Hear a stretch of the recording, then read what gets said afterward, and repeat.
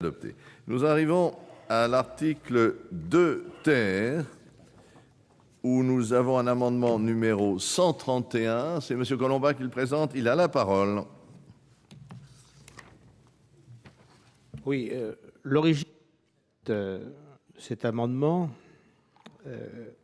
c'est la considération de problèmes tout à fait particuliers. Nous rencontrons régulièrement dans nos permanences des personnes qui se voient opposer à leur demande de visa long séjour et de regroupement le fait qu'il y aurait rupture de la vie commune. Or, dans un certain nombre de cas, et ce sont ces cas que cet amendement vise, cette discontinuité, plutôt que rupture dans la vie commune, est indépendante, à une origine indépendante de leur volonté. En particulier, on a eu des cas de fonctionnaires qui ont été mutés ou qui ont dû se déplacer dans d'autres lieux que leur lieu où ils résidaient et qui ont eu des difficultés énormes à faire reconnaître qu'il y avait bien continuité de la vie commune. Autre cas, s'agissant de malades qui sont éloignés du fait de l'obligation de traitement.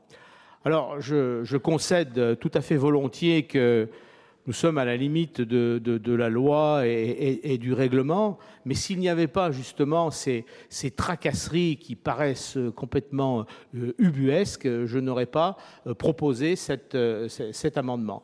Donc c'est aussi pour entendre Monsieur le ministre sur cette question que cet amendement est déposé.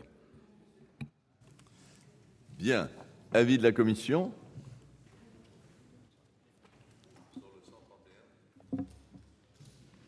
De M. Colomba, que vous venez d'entendre.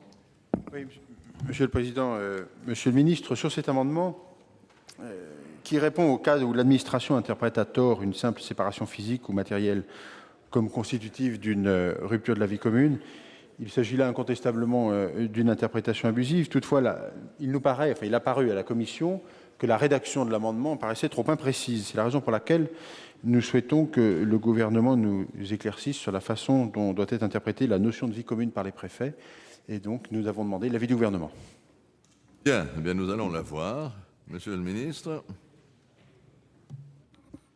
Oui, donc cet amendement, Monsieur Colomba, donc, propose de manière générale, pour l'appréciation du caractère effectif de la vie commune, de prendre en compte les cas de rupture de vie commune indépendante de la volonté des intéressés.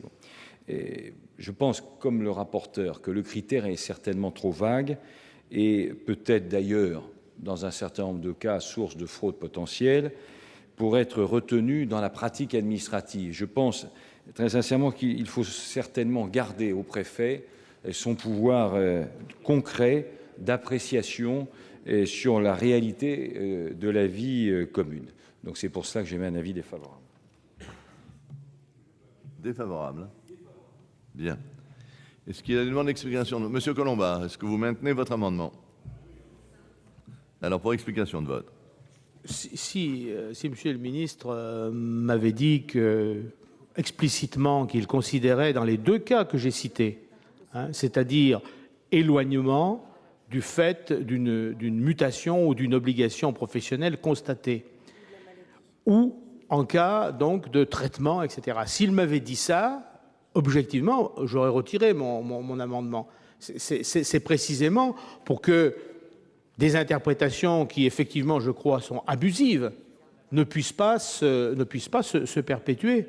Et je suis un peu déçu qu'il ne me l'ait pas dit. Alors, comme il ne m'a pas répondu, ben je le maintiens. Bien, pas d'autres demandes d'explication de vote. Je vais donc mettre aux voix le 131, qui a donc un avis défavorable de la commission. Ceux qui sont favorables à son adoption veulent bien lever la main. Avis contraire. Il n'est pas adopté et l'article 2 ter n'est pas modifié.